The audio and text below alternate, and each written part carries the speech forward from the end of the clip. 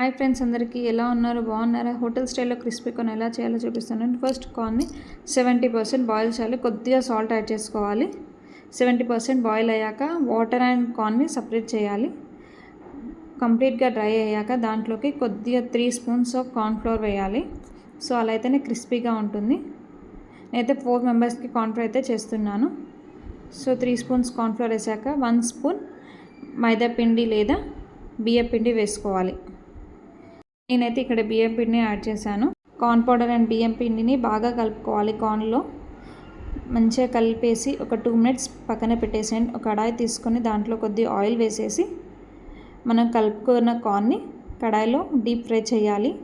కొద్దిగా దూరంగా ఉండండి, ఆయిల్ అనేది చెల్లుతుంది. అదే కడాయిలో కొద్దిగా ఆయిల్ వేసేసి ఆనియన్స్, క్యాప్సికమ్ కూడా యాడ్ చేసుకోవచ్చు.